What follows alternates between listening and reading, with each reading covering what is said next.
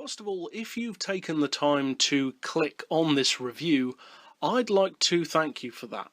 Because most people, when it comes to this movie, probably wouldn't have. It's a movie which is not held in really any regard by most people. There are some people who like the film, myself included, but by far the vast majority of people don't. And I personally strongly believe that this film catches a lot more flack than it actually deserves. This is nowhere near as bad of a film as people claim that it is. In fact, I would say that this is not a bad film at all. Is it a great film? No. Is it a fun film? Yes. At least, of course, in my opinion. Now, this film tends to be kind of dumped in that group alongside some of the 90s Batman movies, the Daredevil film and the Catwoman movie, in being those superhero films that just didn't do it. Green Lantern, of course, is another perfect example. Films which had more potential and fans which would have liked to have seen a better interpretation but didn't meet up to that. I personally think that this film is unfairly compared to those movies, because I would say it's better than all of those. This film is not the greatest thing since sliced bread, of course, but it's nowhere near as bad, in my opinion, as many people say that it is. And many people who seem to have that opinion seem to say it because other people do, not because they actually truly have thought about it and come to that conclusion. Now, I'm not saying that is the case for everyone, of course. It's certainly not. Some people have very strongly come to their own conclusion that they do not like this film. And that's perfectly fine. There are people like that about every movie. That's just the way it is. People have different preferences. But to classify a film as bad just because you don't like it makes very little sense to me. This film is not bad. It's not great. And it's maybe not even good. But it's not bad either. There can be a middle ground, and I would say the two main ways that this film actually trumps other films which it's often compared to, such as your Green Lanterns, Daredevils, Catwoman, etc., is that this film is fun, and it has charm. None of those other superhero movies which it's put in the group with have enough of either of those things. Now, this movie came out in 2003 with just under an $80 million budget, and it did make around $180 million at the box office, so financially it was a success. Critically, though, it really is another thing, because this is one of the most critically panned superhero movies that you can check out. Now, I would describe this movie, to those who haven't seen it, as being the steampunk Avengers. It has a very similar style of superhero assembling in a group to the Marvel Avengers movie, obviously not on the same quality or scale, but in a similar way, but in roughly the 19th century with elements of more modern technology thrown in there, and with a very steampunk-esque visual style, which immediately jumps out and grabs me because I'm a huge fan of steampunk style. And this steampunk Avengers group, if you will, are 7 individual characters taken from literature, such as from the works of Arthur Conan Doyle, Bram Stoker, Edgar Allan Poe, and various others, very well-known, well-loved writers. And these 7 steampunk Avengers, if you will, are played by Sean Connery, Peter Wilson, Nesharuddin Shah, Tony Curran, Shane West, Stuart Townsend, and Jason Fleming, and they each play characters from very notable works of literature, popular characters and extremely well-known characters, each with their own use and plot device within the film. Now, is this film as good as it could and should have been? No, it isn't. I'm not claiming that this is as good as it could have been. It's certainly not. You can always improve it.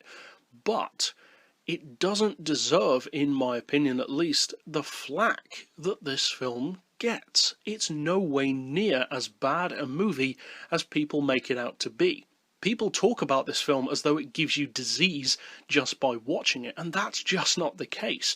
The film is fun, it has very cool characters, and it has charm, as I mentioned earlier. It has a visual style which is kind of a combination between a traditional superhero movie and something like Sherlock Holmes from back in the day, and those things fuse together surprisingly well. It also has some similar visual elements to movies like Hellboy, with the gear structure and, again, steampunk imagery and Nazi imagery, and I also like that movie. In fact, that's a perfect example of, if you are a fan of that style and that kind of production quality, if you do like that in Hellboy, you may just like this film as well, because it is very visually similar, I found.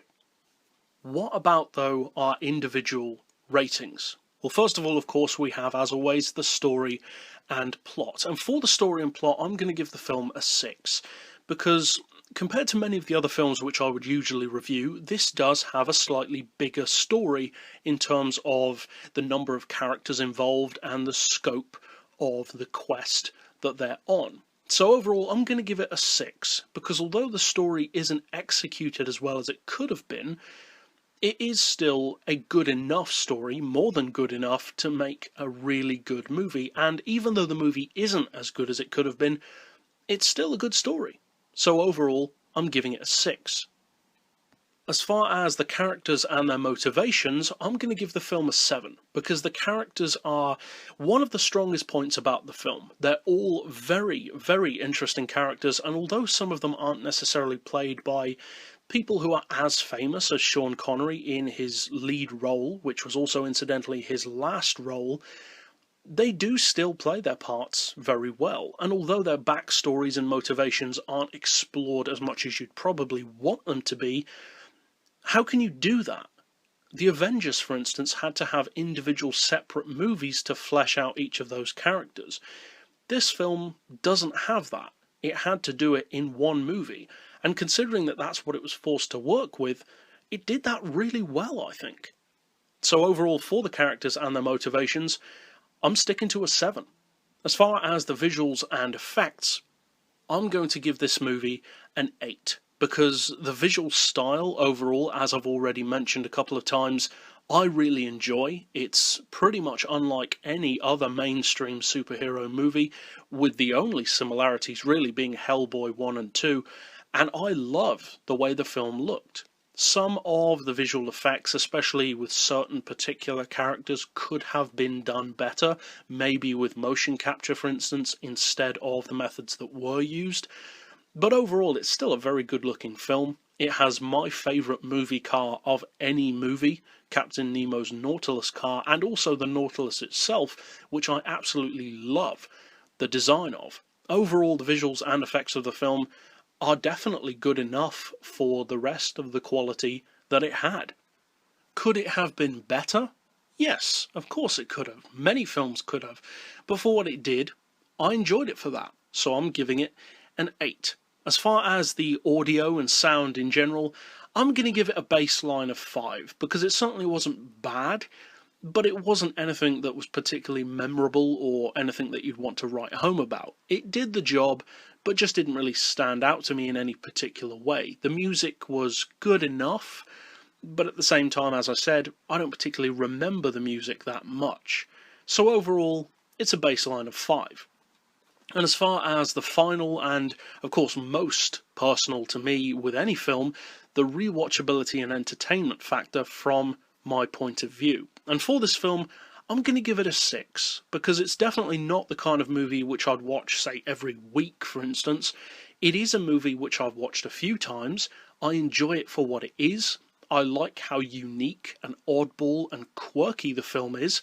Interestingly, the exact same reasons why I enjoy Hellboy. And although it's not as good as it could have been, or as it should have been, I do still like it for what it is. It's weird, it's oddball, it's certainly unique, and I like it for that.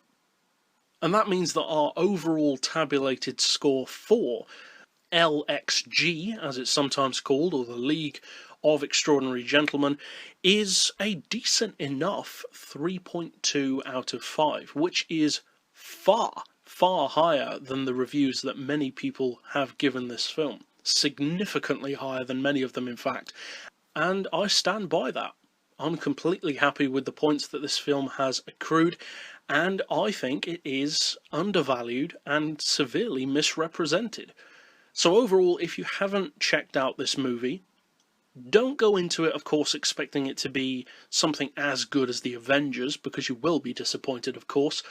But if you go into it with a view of seeing something oddball, quirky, unique, and kind of not as good as it could have been, but in a campy way, a fun, charming way, then you may want to check it out. But that's it for this particular review. I'll see you guys next time, and as always, thanks for watching.